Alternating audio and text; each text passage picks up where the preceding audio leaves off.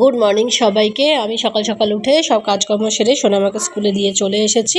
আর আসার সময় দেখো একটুখানি দুধ নিয়ে এলাম, দুধটা শেষ হয়ে গেছিলো। আর ডিম ফিম মাছ ফাছ যা কেনার ছিল সেসব কিনে নিয়ে এলাম। করছি রান্না বান্না করে নিয়ে তারপরে কিছু কাজকর্ম আছে সেগুলো সারবো, সরে ঠেরে তারপরে আবার মেয়েকে আনতে যাব।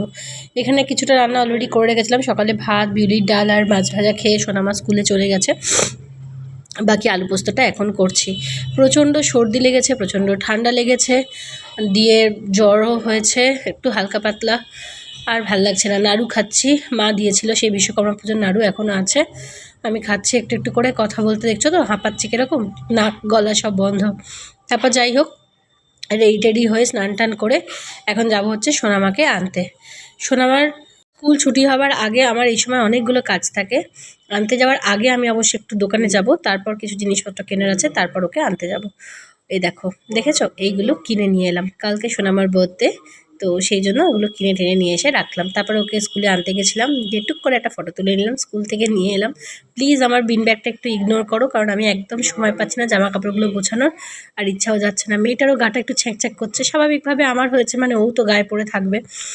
অ্যাকচুয়ালি ঠান্ডা দেখবে এমন একজনের লাগলেই আর একজনের হবেই। তারপরে আমি যাই হোক ওকে স্কুল থেকে নিয়ে এসে বলছি চেঞ্জ ফেঞ্জ করো। এ দেখো টিফিন আজকে বাড়িতে চলে এসেছে।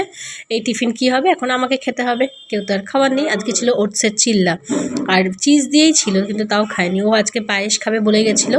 জন্মদিনে যেহেতু আমি পায়েস করি না, সেই জন্য আমাকে বলেছিল আগের দিন আমাকে পায়েস করে খাওয়াতে হবে। সেই জন্য মেয়ের আবদার মেটাতে জন্মদিনের আগের দিনই আমি ওকে একটু পায়েস করে দিচ্ছিলাম। আর এত নাচতে শিখেছে যে বলার নয়, সারাক্ষণ নিচে চলেছে। তারপর বিকালবেলা একটুখানি ঘুমাচ্ছিল, কিন্তু আমার শরীরটা একদম ভালো নেই। গা হাত পা ভীষণ ম্যাচ ম্যাচ করছে, প্রচণ্ড মাথা ধরেছে, তার সাথে কাশি, সব কিছুই আছে। কিন্তু কাজকর্ম করতেই হবে, আমি কিছুতেই একটুখানি একদম কমপ্লিট রেস্ট নিতে পারছি না। আর এখানে দেখো একটা চিপসের প্যাকেট কিনে নিয়েছিলাম সোনামাকে দেবো বলে, কিন্তু ও ব্যাটা ঘুমোচ্ছে। আমি টুক করে সেই ফাঁকে কেটে খেয়ে নেবো। এই দেখো আঙুলটা দেখেছো কি অবস্থা, পুরো নীল হয়ে গেছে আঙুলটা। জানি না এই নখটা ওর ফাইনালি কি হবে, কি করে উঠবে, কিন্তু এখনো যথেষ্ট ব্যথা মেয়েটার হাতটা। খুব বাজেভাবে দরজাটা পড়েই চিপে গেছে। আর এখানে পাটারও এই অবস্থা, টি-ব্যাগ লাগিয়ে দিয়েছি। এইটা হচ্ছে সোনামার বার্থডে গিফট, ওর আর তর্স হয়নি, ও পরে ফেলেছে। কেমন হয়েছে তোমরা জানিও। একটা ওর অনেক দিনের শখ ছিল একটা নূপুর কিনে দাও মাম্মা আমাকে। আগের নূপুরটা যেহেতু ছোট হয়ে গেছে, তো ওটা রয়েই গেল, আমি ওকে আর একটা নূপুর কিনে দিলাম। তারপরে ঘুম থেকে উঠে সন্ধ্যাবেলা রেডি ফেডি হয়ে এই যে চলছে, ওর নতুন জামা, নতুন জুতো সবই পরা শুরু হয়ে গেল। যাচ্ছি হচ্ছে একটু মাংস কিনতে, কিন্তু ও বললো চলো, আর ওর বাবা বললো সামনে ঠাকুরও কয়েকটা দেখিয়ে নিয়ে আসি। পুজোর সময় আমার সবথেকে ভাল লাগে কী বলো তো, এই লাইট। আমার একদম গ্যাদারিং ভাল লাগে না। বাড়ির সামনেই আমাদের দেখো কি সুন্দর একটা প্যান্ডেল হয়েছে। ঠাকুরটা অবশ্য ভেতরের এখনও দেখিনি, জানি না কী হচ্ছে। এটা অন্য একটা ঠাকুর, অন দ্য ওয়েতে যে ঠাকুরগুলো পড়ে সেগুলো অন রোড ঠাকুর এগুলো। আমার সবথেকে ভাল লাগে পুজোর সময় হচ্ছে এই লোকজন, এত আলো। মিষ্টির দোকানে এসে মিষ্টি কিনছে নিজের পছন্দ মতো, নিজের বার্থডেতে খাবে বলে। যা কিছু ম্যাডাম চায় সেরকমই হবে। তারপরে সামনেই একটা ঠাকুর হয়েছিল, ওদের থিম ছিল আবর্তন, তো সেটা দেখাতে সোনামাকে নিয়ে গেলাম। ওর বেশ ভালো লেগেছে, আমারও ভালো লেগেছে। একদম ফাঁকা, দেখতেই পাচ্ছ, এরকম ফাঁকায় ফাঁকায় প্যান্ডেল ঘোরাই সবথেকে ভালো।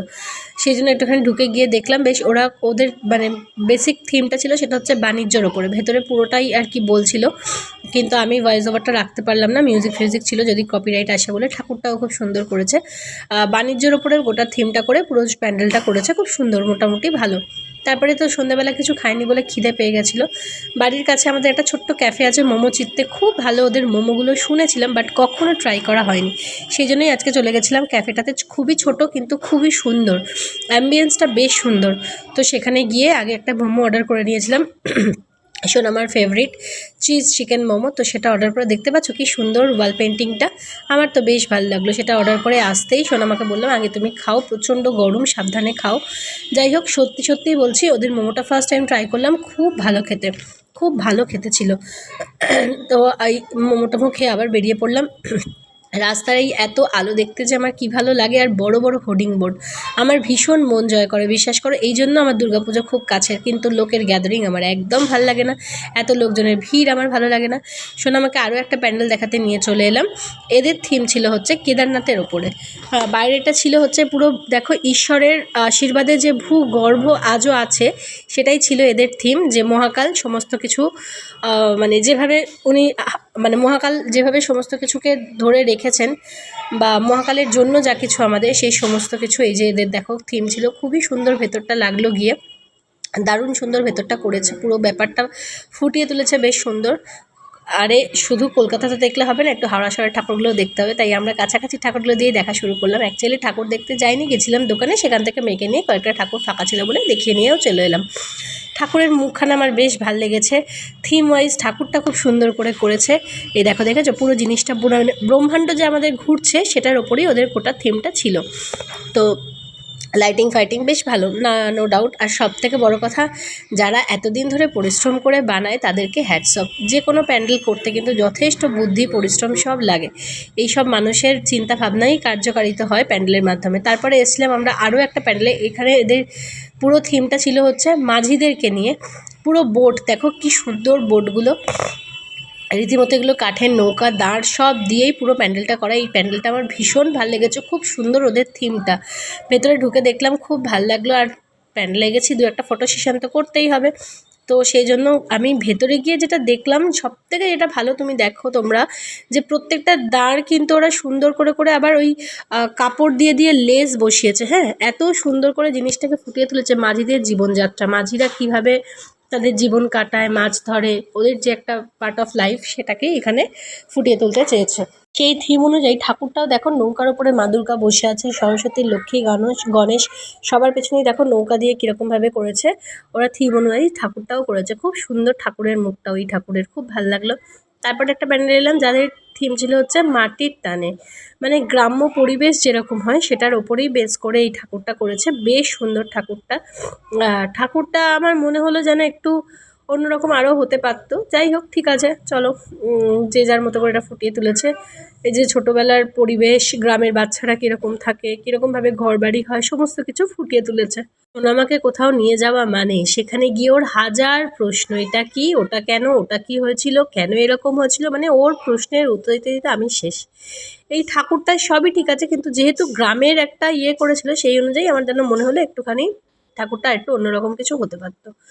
শুধু ঠাকুর দেখতে বেরোবো, খাবো দাবো, চলে আসবো, আর জ্যাম ফেস করবো না সেটা তো হবেই না। ডেথ লাইন একটা জ্যামে আটকে পড়েছিলাম, আর এখন তো পা বাড়ানোই খুব চাপের। তারপর ঠাকুর দেখে এসে ম্যাডাম এখানে খাচ্ছে কাজু কিশমিশ। কাজুটা খেতে খুব একটা পছন্দ না করলেও ও কিশমিশ খেতে খুব ভালোবাসে, তাই চারটে কাজু কিশমিশ নিয়ে বসেছিল। ততক্ষণে আমি এদিকে রুটিটা করে নিলাম, কারণ 9:45 বেজে গেছিলো।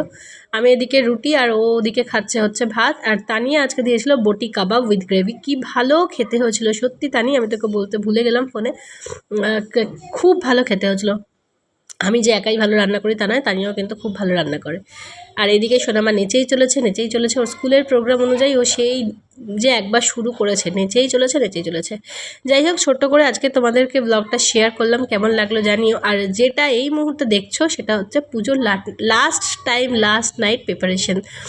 এতটা শরীর খারাপ হলেও তো তুই একবার কোথাও বেরোবো, তো আমাকেও এসব করতে হবে। আমি তো পার্লারে যাই না, আমি ফেসিয়াল করি না, আমি কিচ্ছুই করি না। ইনফ্যাক্ট কোনো দিন আজ অবধি ফেসিয়াল করিও নি, কিছুই এসব আমি জানিও না এত কী সব হয়। আইব্রো ছাড়া পার্লারে আমার তেমন কোনো কাজ নেই। তো আমি একটুখানি ওই লাস্ট নাইট টাচ আপটা দিচ্ছিলাম। তোমাদের সবাইকে গুড নাইট, ভালো থেকো, খুব ভালো করে পুজো কাটিয়ে